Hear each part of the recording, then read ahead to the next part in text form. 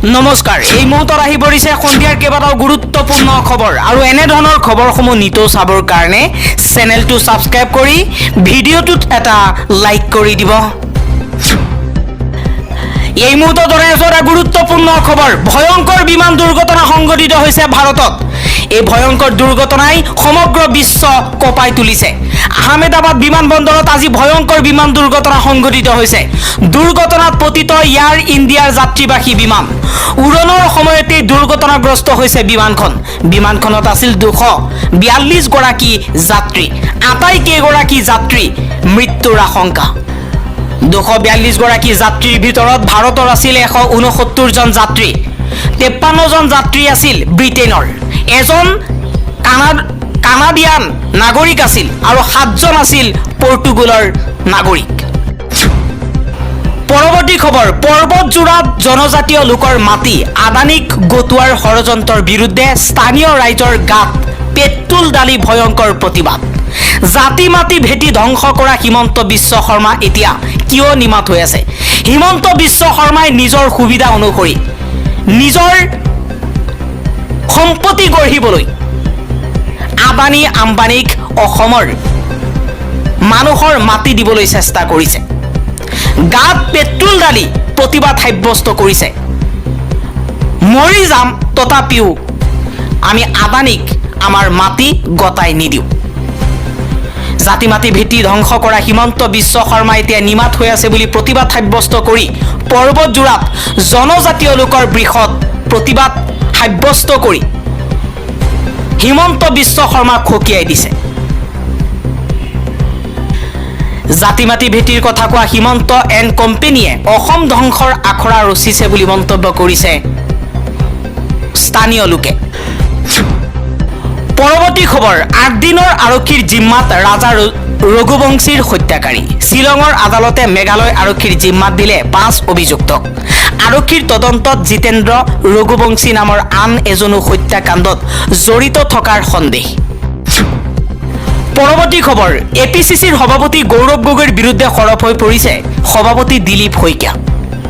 দিলীপ শইকীয়াই কৈছে বিধানসভাত বিদেশীৰ বিষয়ে আলোচনা হওঁতে আৰু কংগ্ৰেছে বিদেশী বহিষ্কাৰ কৰিব নালাগে বুলি কৰা আলোচনা চাবলৈ সেই নিৰ্দিষ্ট সময়ত বিধানসভাৰ গেলেৰীত প্ৰৱেশ কৰিছে গৌৰৱ গগৈ। তেওঁৰ মানসিকতা ঠিক নহয়। গৌৰৱ গগৈৰ বিৰুদ্ধে এই অভিযোগ উত্থাপন কৰি বিজেপিৰ ৰাজ্যিক সভাপতি দিলীপ শইকীয়াই মন্তব্য কৰিছে। আন এটা খবৰ মেডিকেল কলেজৰ হোষ্টেলৰ ছাদত দুৰ্ঘটনাগ্ৰস্ত বিমানখন পৰিল। 20 জনকৈ কনিষ্ঠ চিকিৎসকৰ মৃত্যুৰ আশংকা। মাত্ৰ 6 ছেকেণ্ডৰ এক চাহ ৰুদ্ৰকৰ মুহূৰ্ত। সেই সময়ৰ ভিতৰতেই আহমেদাবাদৰ মেঘানী নগৰৰ বিজে মেডিকেল কলেজৰ UG হোষ্টেলৰ মেছৰ ছাদত ভাঙি পৰিছে এয়াৰ ইণ্ডিয়াৰ দুৰ্ঘটনাগ্ৰস্ত বিমানখন।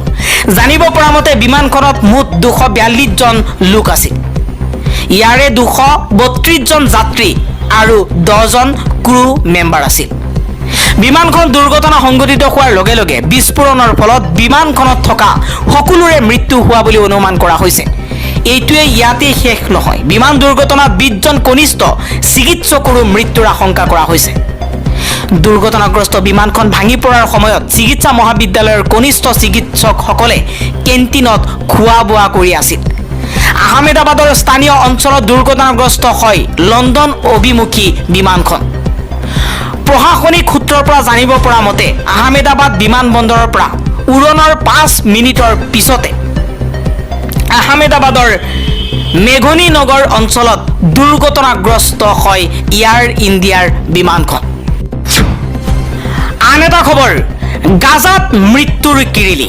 ইজৰাইলী সৈন্যই নিৰীহ জনতাৰ ওপৰত হত্যালীলা চলাইছে পেলেষ্টাইনৰ গাজাত। গাজাৰ সন্ত্ৰাস আৰু কিছু অনুসংগিক প্ৰশ্ন।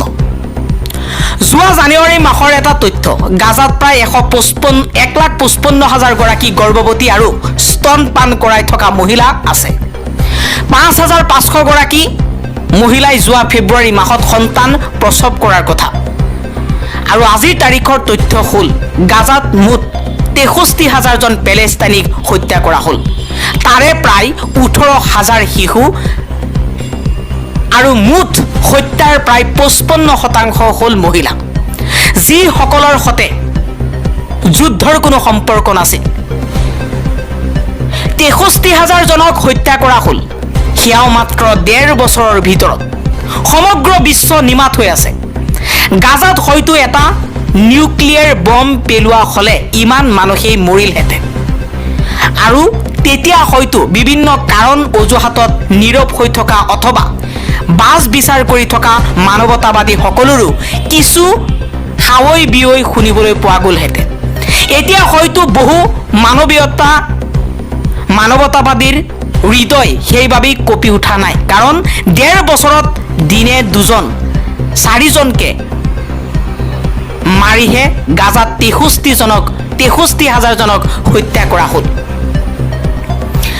আনফালে ইজৰাইল অথবা আমেৰিকায়ো এটা নিউক্লিয়াৰ বম্ব পেলায়েই যুদ্ধ সামৰি থ'ব পাৰিলেহেঁতেন। তেওঁলোকৰনো ইমান দীঘলীয়াকৈ যুদ্ধৰ চাৰ্কাছ ৰচি মানুহক হত্যাৰ অভিলেখ গঢ়াৰ কি কাৰণ থাকিব পাৰে? কাৰণ এটাই, যুদ্ধ এতিয়া এক বিশুদ্ধ বেমাৰ। যিমান দীঘলী হ'ব লাভ সিমানেই ভাল। পুঁজিবাদৰ বাবে পুঁজিবাদী সংকটৰ সৈতে মোকাবিলা কৰিবলৈ দিনক দিনে যুদ্ধৰ আশ্ৰয় লোৱা প্ৰক্ৰিয়া ইমান সুলভ আৰু লেজিটিমাইজ কৰাই তুলিছে যে এতিয়া আৰু যুদ্ধলৈ যেন সাধাৰণ মানুহৰ বাবে প্ৰতিক্ৰিয়া কৰা কথা হৈ থকা নাই। আনফালে মৰাচ লৈও ব্যৱসায় কৰা পুঁজিবাদে শ্মশান আৰু ধ্বংস স্তূপত পৰিণত হোৱা গাজাত ৰিয়েল ষ্টেটৰ ব্যৱসায় কৰিবলৈ আছে। নিউক্লিয়াৰ বম্ব দিলে হয়তো 50 বছৰ তাত আৰু একো কৰিব নোৱাৰিব, কিন্তু এতিয়া যুদ্ধ শেষ কৰিয়েই কালিলৈ পৰহিলৈ হত্যালীলা সামৰিয়েই মধ্যপ্ৰাচ্যৰ কুৱেইট, ডুবাইৰ দৰে গাজাতো চহৰ নিৰ্মাণ প্ৰক্ৰিয়া আৰম্ভ কৰি দিব। বিভিন্ন ৰকমৰ ব্যৱসায় আছে। এইবোৰৰ দ্বাৰা পুঁজিবাদে এই কথাকে প্ৰমাণ কৰিব বিচাৰে, আমি প্ৰয়োজনত কিদৰে এখন দেশক শ্মশান কৰি দিব পাৰোঁ। গতিকে সাৱধান। লগতে এই কথাও বিজ্ঞাপন চলাবলৈ নেৰিব যে এখন শ্মশানক পুঁজিবাদে কিদৰে বৈভৱ বিলাসৰ স্বৰ্গপুৰীলৈ পৰিৱৰ্তন কৰিব পাৰে। এইবোৰ ভাবি ভাবি ভয় নাখাব। কেতিয়াবা মাজে মাজে খালি নিৰাশ হওঁ, কাৰণ এতিয়াও আমি সাংঘাতিক ধৰণে অসংগঠিত। Casual privilege. আটাইতকৈ দুখ লগা কথাটো হ'ল আচলতে আমাৰ ক্ৰাইচিছ ক'ত আমি গমেই নাপাওঁ। ফলত আমাৰ অৱস্থা যেন ক্ৰাইচিছহীন হৈ পৰিছে। আমি সাংঘাতিক ৰকমে আত্মকেন্দ্ৰিক হৈ পৰোঁ। এই পৃথিৱীখন ৰহাতলৈ যোৱাক লৈ আমাৰ কোনো মতলব নাথাকে। আমি কেতিয়াও সংযোগ বিচাৰি নাপাওঁ অথবা নাচাওঁ যে আমাৰ দেশতো নেতান্যাহুৰ দৰেই শৰ্মা ৰজাই ৰাজত্ব কৰি আছে, যি বিনা কাৰণত মানুহক মাৰিছে, ঘৰ ভাঙিছে, দেশৰ সীমান্ত গৈ নাগৰিকক এৰি থৈ আহিছে, যি মন যায় তাকে নিজৰ ব্যক্তিগত সম্পদ কৰি তুলিছে, গছ কাটি তহিলং কৰিছে, মুখ খুলি কথা ক'লেই জেলত ভৰাই থৈছে, পাগলৰ দৰে অনবৰতে আবুল তাবুল বকি দেশত চাৰ্কাছময় পৰিৱেশ সৃষ্টি কৰি ৰাখিছে। এইবোৰ অনুভৱ কৰি আমি সঁচাই এদিন দায়বদ্ধতাৰে কিবা এটা কৰিবলৈ সংঘবদ্ধ হ'মনে? সংগঠিত হোৱাৰ বাহিৰে যে কোনো নিস্তাৰ নাই সেই কথা অনুভৱ কৰিব পাৰিমনে? নে প্ৰত্যেক দিনাই হত্যালীলা চলাই থকা ইজৰাইলী দানৱে যোৱা কেইদিনমানৰ পূৰ্বে গাজাৰ এখন স্কুলত শৰণাৰ্থী হৈ থকা 50 জনক বম দি হত্যা কৰাৰ দৰে দিন এটা আমাৰ ইয়ালৈকো অহালৈ আমি অপেক্ষা কৰিম। কথাখিনি অলপ ভাবি চাব। বৰ্তমান পৃথিৱীখন কোন দিশে গতি কৰিছে? সাধাৰণ মানুহক, নিৰপৰাধী মানুহক হত্যা কৰা হৈছে আৰু সমগ্ৰ বিশ্বই চাই আছে।